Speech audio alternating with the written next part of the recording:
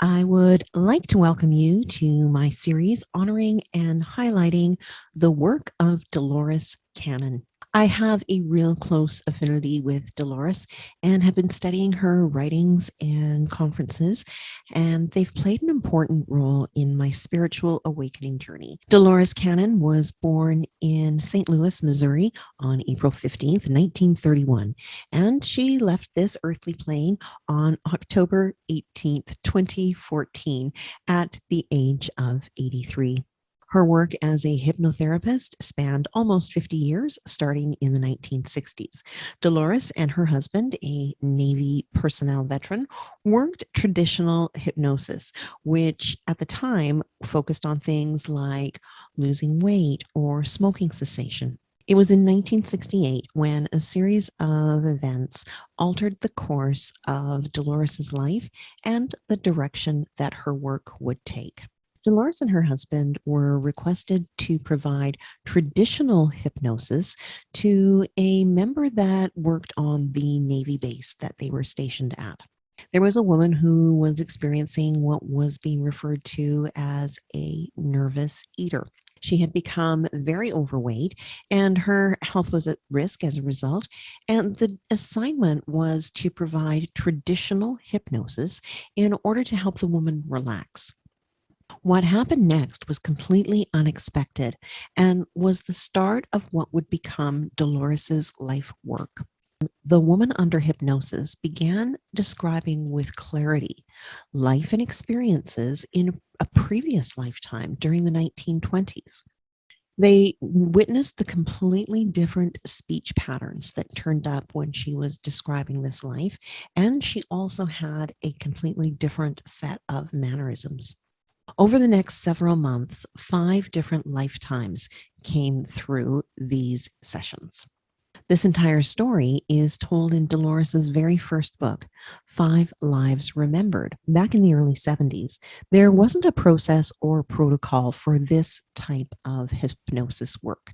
So this provided the opportunity for Dolores and her husband Johnny to develop, write, and create their own process for doing this sort of work, which later developed into QHHT, Quantum Healing Hypnosis Technique, which is now recognized and taught and practiced worldwide.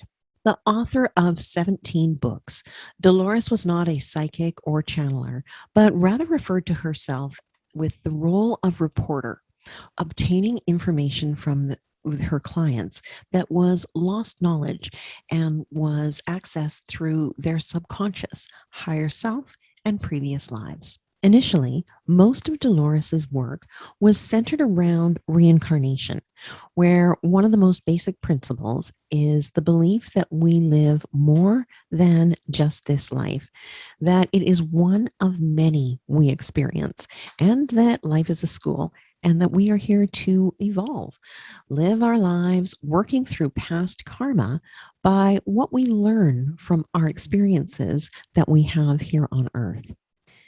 After this initial work with clients, her work went a lot deeper and the topics evolved as well into things like time travel, off world experiences, and conversations with Nostradamus, to name a few.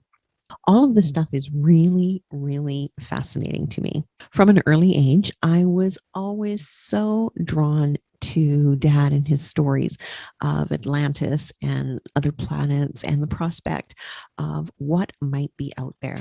When I discovered Dolores and her work, it was about 5 years ago, and it coincided in perfect harmony as I was in a role of helping to honor and help my dad as he approached the end of life.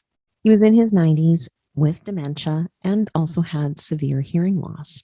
For the last few years of his life, I was his steady companion and chauffeur to go and get lotto tickets, go to the bank, and of course, to all medical appointments.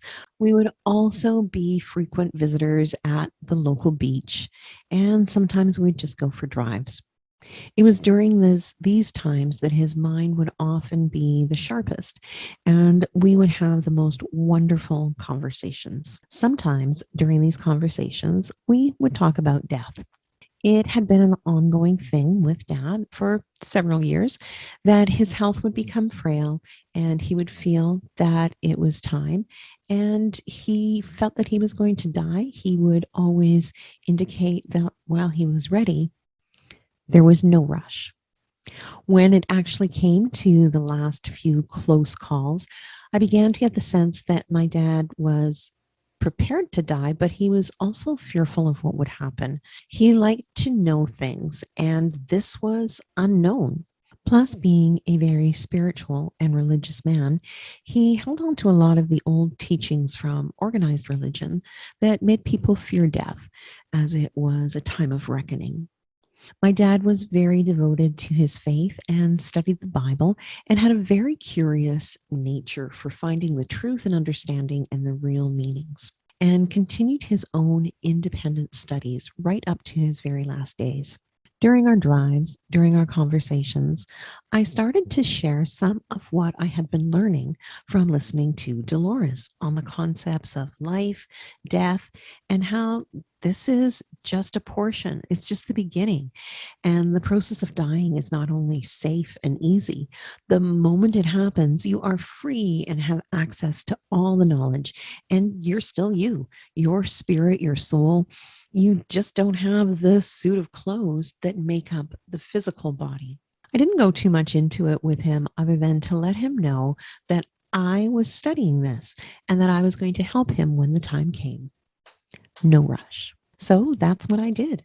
I continued with my independent study on the art and science of end of life and beyond. I went in real deep with Dolores's information from her book Between Death and Life and listened to all the information I could find from her conferences on the topic. I also started listening to a local woman who is a gifted psychic and medium, and she was sharing a lot of information of what happens when we die, the exact moment of death and beyond. And the information was consistent with what I'd been learning from Dolores Cannon. And I went almost unintentionally. I took a really, really deep learning into this subject and really studied it. I was preparing for one of the most meaningful moments of my life where I was able to be with my father during his passing and was able to witness for myself the beauty and magnificence of it. The story of my father's passing is one that I will be doing on a separate video when I feel the time is right. It was such an incredible thing to bear witness to, and I feel grateful to have been able to do that with him to honor his journey. It was at the exact moment of his death that I also experienced something profound. I experienced a real shift and up-leveling in my own spiritual awareness, practice, and connection. I didn't recognize it at the time, but as I reflect back, I know that this was a gift that was given to me at the time. So thank you. So this, as way of introduction, is a bit of a backstory of some of the reasons that I am so passionate about, and I'm wanting to share the work and the story of Dolores Cannon and why it's so meaningful to me. If you're not familiar with her work, I'm excited to be the one to introduce you to her. And if you are familiar with her work, perhaps you will be interested to join along the journey as we look in a little bit more to some of the things that she discovered along the way. I'm revisiting a lot of the work with a different focus this time around. Now I am being called to learn about another of my dad's favorite topics, and that is finding out just what is possible when we sleep. There is an aspect of self-healing and spontaneous remission that Dolores refers to when talking about the healing pavilions that are accessible to us. And I'm going to be studying for my own personal healing journey, and I'll share this along the way so that we can all learn and discover at the same time. So that is what this new series is going to be about. I hope that you will join me along the way. And until next time, I am wishing you wellness. Bye for now.